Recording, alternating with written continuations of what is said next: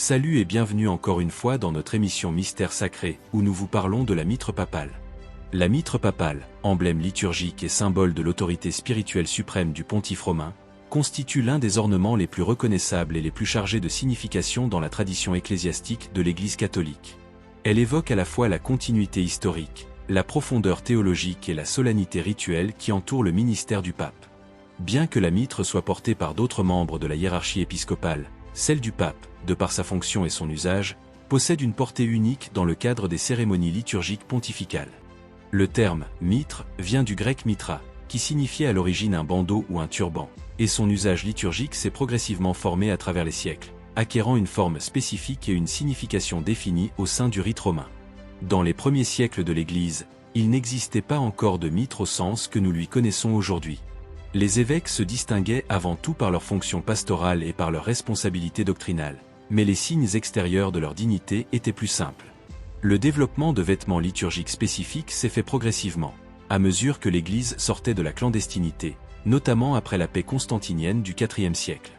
C'est à partir du Moyen Âge que l'on peut véritablement identifier l'apparition de la mitre comme coiffe distincte portée par les évêques. Les premières représentations certaines d'une mitre apparaissent aux alentours du Xe siècle, notamment dans les enluminures et les fresques représentant des prélats lors de cérémonies religieuses. La mitre a connu différentes formes au fil des siècles. On distingue historiquement trois principaux types de mitres. La mitra protiosa, richement ornée de pierres précieuses et réservée aux grandes solennités. La mitra aurifrigiata, faite d'or ou de tissu doré, portée lors de fêtes importantes mais moins solennelles. Et la mitra simplex, plus sobre, souvent en tissu blanc sans ornement, utilisée dans des contextes de deuil ou lors des célébrations pénitentielles. Ces distinctions étaient également valables pour la mitre papale, bien que celle-ci se soit souvent distinguée par son ornementation exceptionnelle et par certaines particularités rituelles. La forme de la mitre elle-même est hautement symbolique. Elle se compose de deux parties rigides, généralement de forme triangulaire, reliées à la base et s'élevant en pointe. À l'arrière pendent deux bandes appelées infulées, qui rappellent les bandelettes des anciens bandeaux sacerdotaux. Ces deux pans peuvent être interprétés comme des symboles de l'Ancien et du Nouveau Testament, indiquant que le ministère épiscopal est enraciné dans la totalité de la révélation divine. La verticalité de la mitre symbolise également l'élévation spirituelle, la direction de l'âme vers Dieu, et la double pointe peut être comprise comme une allusion à la plénitude du pouvoir de l'évêque, enseigner et gouverner. Le pape, en tant qu'évêque de Rome et successeur de Saint-Pierre, porte la mitre dans des contextes liturgiques bien précis, notamment lors de la messe pontificale, des canonisations, des consistoires et autres célébrations majeures de la liturgie romaine. Contrairement aux autres évêques, cependant, le pape dispose également d'un autre couvre-chef, la tiare, qui a une signification différente, plus politique et symbolique du pouvoir temporel, bien que son usage ait été largement abandonné à partir du pontificat de Paul VI. La tiare triple, ou trirègne, représentait le pouvoir du pape comme « Père des rois », gouverneur du monde et « vicaire du Christ sur terre ». Paul VI a volontairement renoncé à la tiare comme un signe personnel, la déposant sur l'autel en signe d'humilité et de service. Depuis lors, les papes ne sont plus couronnés, mais simplement inaugurés dans leur ministère avec la remise du pallium et de l'anneau du pécheur. La mitre, quant à elle, demeure présente dans les célébrations liturgiques pontificales. Elle est portée à des moments précis de la messe, lors des processions, pendant la liturgie de la parole et dans d'autres instants déterminés par les rubriques liturgiques. Elle est retirée lors de la consécration eucharistique, en signe de respect devant le mystère central de la foi catholique. Le port de la mitre obéit donc à une logique liturgique précise et n'est jamais arbitraire. Elle fait partie intégrante de la solennité de la célébration et du témoignage visuel de la foi. Chaque pape peut disposer de plusieurs mitres, confectionnées selon les styles, les époques et les circonstances. Certaines mitres papales sont devenues célèbres, telles que celle de Jean-Paul II, souvent ornée de motifs dorés sur fond blanc, ou encore celle de Benoît XVI, qui a choisi de réintroduire certains éléments traditionnels dans la liturgie pontificale. Le pape François, quant à lui, privilégie une mitre simple, souvent dépourvue d'ornements excessifs, en cohérence avec son style pastoral humble et direct. Ce choix ne diminue en rien la solennité de ses fonctions, mais souligne une volonté de retour à l'essentiel, à l'évangile, et à une simplicité évangélique. La confection d'une mitre papale demande un savoir-faire artisanal très précis. Les matériaux utilisés sont souvent des étoffes précieuses, comme la soie, le lin fin ou le brocart. Les orfèvres et les brodeurs d'art peuvent y intégrer des symboles liturgiques, des croix, des images christologiques ou mariales, des motifs inspirés des évangiles ou de la tradition chrétienne. Les couleurs utilisées peuvent varier selon le temps liturgique ou selon les intentions de la célébration. Ainsi, une mitre blanche peut être utilisée à Pâques ou à Noël, tandis qu'une mitre plus sobre sera utilisée lors du Vendredi Saint ou pendant l'Avent.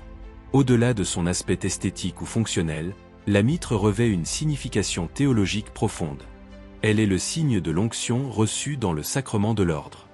Le port de la mitre manifeste visiblement la dignité épiscopale et la mission reçue par le Christ à travers l'Église.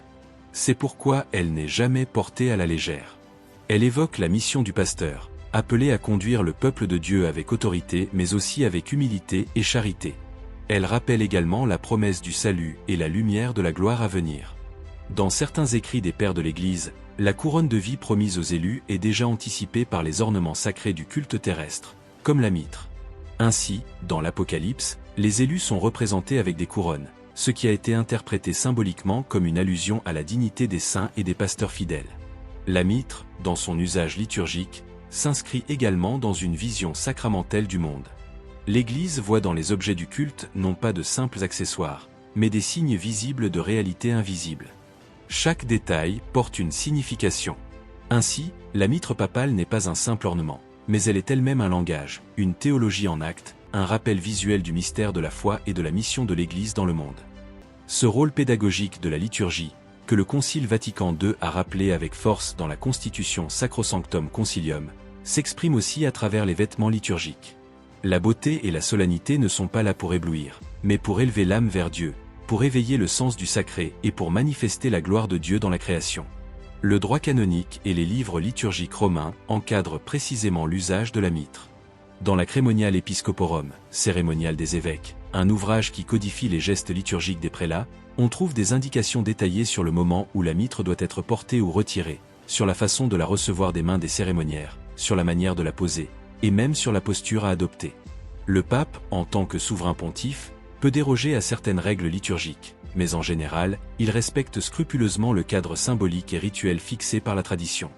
Cela manifeste l'unité de l'Église dans la diversité des ministères et la cohérence de sa lex orandi avec sa lex credendi, sa manière de prier avec sa manière de croire.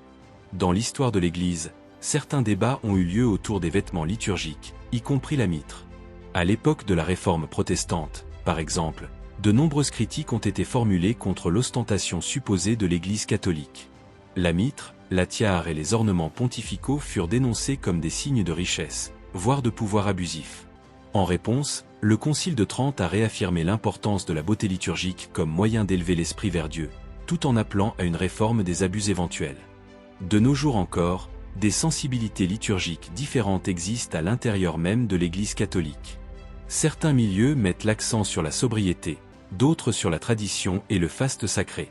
Le pape, en tant que garant de l'unité et du discernement pastoral, donne souvent le ton par ses choix personnels, mais dans le respect de la diversité légitime des expressions liturgiques. La mitre papale, tout en étant un objet liturgique, est donc aussi un instrument de catéchèse, un signe visible de la fonction du pape comme pasteur universel. Elle fait partie de cet ensemble de signes sacrés qui constituent le langage propre de la liturgie catholique. Sa présence, sa forme, son usage sont le fruit d'une longue maturation historique, d'une réflexion théologique continue et d'un enracinement profond dans la tradition vivante de l'Église. Elle ne peut être comprise indépendamment de cette tradition ni de la foi qui l'anime. En portant la mitre, le pape manifeste visiblement sa charge d'enseignement, de sanctification et de gouvernement, dans la continuité de la mission confiée par le Christ à Pierre et à ses successeurs. Ainsi, la mitre papale est bien plus qu'un couvre-chef cérémoniel, elle est une icône vivante, un signe sacramentel, un témoignage de la communion entre le visible et l'invisible, entre le terrestre et le céleste.